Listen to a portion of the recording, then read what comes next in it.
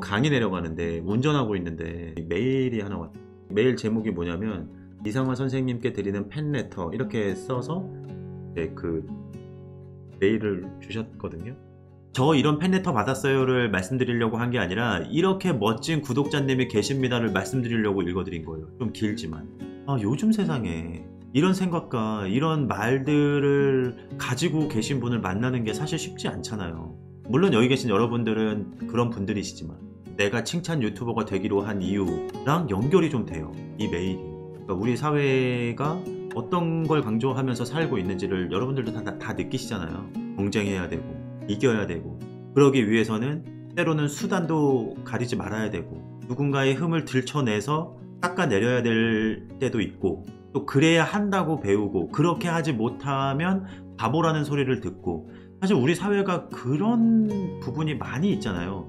저는 100%다 그렇다고 보지는 않는데 그냥 그런 부분이 많은 건 사실이잖아요. 근데 나까지 그럴 필요가 없다고 생각을 한 거예요. 더군다나 매너를 강의한다는 사람이, 인성을 교육한다는 사람이 유튜브에서 조회수 받으려고, 수익 내려고, 구독자 늘리려고 누군가의 흠을 들추고 누군가의 잘못된 매너들, 잘못된 인성들을 끄집어내서 신나게 욕하고, 여러분 같이 욕해주세요 분위기 이끌어서 댓글 하나라도 더 받고, 나까지 그렇게 할 필요가 없다고 생각을 했으니까. 그리고 개인적으로 제가 한 10년 가까이 강의를 하면서 느낀 건, 우리 사회의 총량을 살펴보면 칭찬보다는 비난의 양이 더 많다고 느꼈거든요. 저. 아니 어떻게 비난이 없는 사회가 있겠어요. 비난이 없는 사회라는 건 존재할 수가 없지, 어느 사회나. 근데 비난이 존재하는 만큼 적어도 같은 양의 칭찬이 존재해야 된다고 저는 생각을 했고, 마음 같아서는 비난보다 칭찬이 더 많은 사회가 됐으면 하는데 그게 어렵다 그러면 적어도 같은 양으로 존재는 해야 된다고 생각을 했기 때문에 제가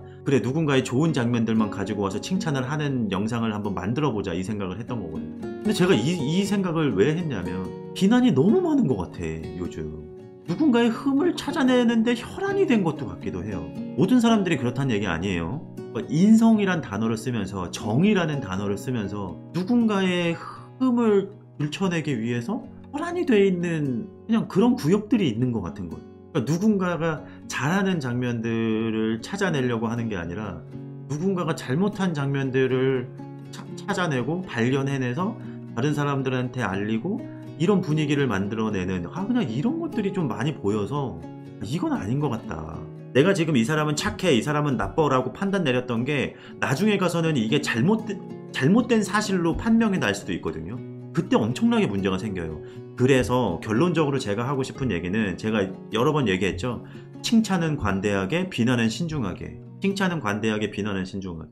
왜냐? 칭찬은 나중에 혹여나 그 칭찬이 잘못된 것이었다고 해도 데미지가 별로 없다고. 그 칭찬만 걷어들이면 돼요. 근데 비난은 나중에 알고 봤더니 그 비난받을 행동이 잘못된 거야, 거짓이었어, 실제가 아니었어, 이미 끝나 있어요, 그 비난 때문에 한 사람이.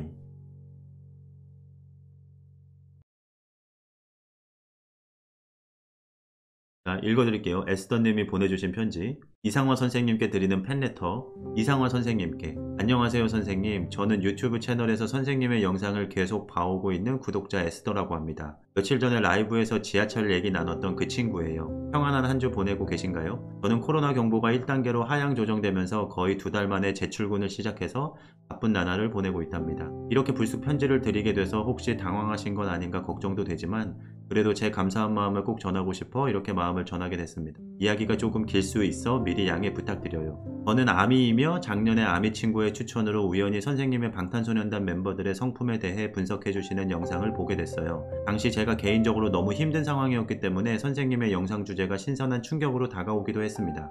저는 지금은 매우 자존감도 높아지고 저를 사랑하는 방법을 깨달아가고 있는 청년이지만, 어릴 때부터 집에서 인정보다는 훈육, 강하게 몰아치는 가르침, 부정 등의 방법으로 자라서 거의 고등학교 때까지 왕따였어요. 어릴 때는 아이들이 보통 또래와 다른 모습의 사람을 보면 따돌리곤 하잖아요. 제가 아기 때부터 돋보기 안경도 썼고 키도 너무 빨리 많이 자라서 어린이 때 이미 보통의 성인들보다 더 커서 남자 같다, 너무 크다 등의 놀림도 많이 받았었고요. 물론 교회라는 곳에서 사랑을 느끼며 가정에서 크게 느낀 외로움이나 공허함을 채우긴 했지만, 칭찬이나 애정에 대한 고품은 항상 있었던 것 같아요. 대학을 졸업하고 사회에 나와서 너무 큰 실망을 했던 부분이, 너무 사람들끼리 존중해주지 않고 막대하고 폄하하고 비난하는 문화가 익숙해 보였던 점이에요. 항상 사회는 경쟁을 부추기고 등수를 매기고 외향적인 걸 보고 사람을 판단하려 드는데 어쩌면 제가 그런 조건들에 반하는 생각을 갖고 살아서 더 왕따였겠다 싶기도 했답니다. 저는 아무리 사회여도 서로 존중하며 살아야 한다 생각했는데 진실되게 살아야 한다고 생각했는데 사회는 그런 저를 바보라고 루저라고 하며 처세만을 강조하더군요. 그래서 나중에 어떤 스킬, 예를 들면 누구누구와 친해지는 법, 어디어디에서 주인공이 되는 법도 물론 중요하지만 사람 마음을 잘 헤아릴 수 있는 방법, 존중하며 지낼 수 있는 방법을 알려주는 누군가, 무언가가 있으면 좋겠다는 생각을 해오며 살아왔습니다. 그제 채팅방에서 잠깐 언급했던 상사분을 기억하시나요? 제가 온갖 수모와 몰이를 당하면서도 5년을 한 직장에서 버틸 수 있게 해준 그 상사분, 큰 어른이라고 했던 분. 그분이 항상 말씀하셨던 게 사람이 익을수록 고개를 숙여야 하며 늘 상대방에게 진심이어야 하며 비즈니스 포함해서 공부하며 살아야 한다는 거였어요. 보통의 상사들은 업무 지시, 성과 위주, 경쟁, 심지어는 자리 뺏기까지 서슴지 않는데 그분은 너무 달랐어요. 항상 사람이 먼저 돼야 타인을 대할 수 있고 인성적인 부분을 많이 강조하셨어요. 그분과 퇴사를 하고 나서 사람 간의 매너나 예절에 대해 배울 만한 곳, 참고할 만한 것이 없어서 아쉬움이 컸는데 우연히 선생님의 영상을 보게 돼서 매우 기뻤습니다. 사실 제가 가장 놀랐던 건 나흘 전인가 제가 처음으로 선생님의 실시간 라이브를 들어간 날이었고 심지어 5분도 안 돼서 인사드리고 나왔었는데 그저께 입장하니 저를 알아봐 주시는 점이었어요. 그리고 대화하시는 분들이 많다 보니 사실 제가 말하는 내용이 길어도 그냥 지나갈 수도 있는 부분이었는데 하나하나 다 귀 기울여 주셔서 너무 감사했답니다. 그래서 또 사람을 이렇게 대해야 하는구나, 좋은 청자라는 게 이런 거구나 라며 또 배웠습니다. 그러면서 생각했죠. 평소에 저는 사람들과의 관계에서 내담자보다는 상담자로서의 역할을 주로 하는데 대부분 좋은 청자라는 평을 많이 들어요.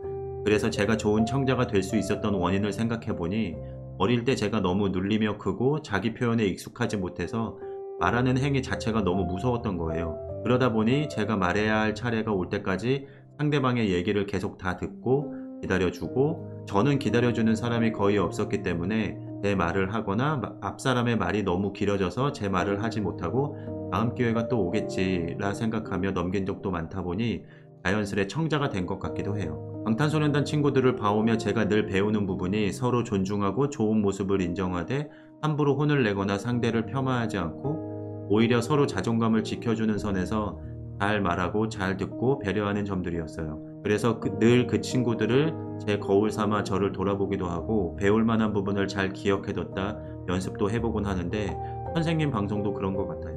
그래서 이런 공간을 마련해 주셔서 너무 감사하다고 그런 강의를 계속 해와 주셔서 감사하다고 꼭 말씀드리고 싶었어요. 랜선으로나마 매너의 품격을 통해 우리가 좀 더 나를 서로를 인정하고 아껴주는 예의 있는 사랑하는 모습으로 살아갈 수 있게 힌트를 주셔서 진심으로 감사드립니다. 라이브에 자주 가지는 못하지만 늘 선생님의 채널에 오시는 모든 분들의 평안을 바랍니다. 긴 편지 읽어주셔서 감사드리며 남은 한 주도 건강하세요. 우리가 좀 더 나를 서로를 사랑하는 세상이 되길 바라며 애쓰더 드림.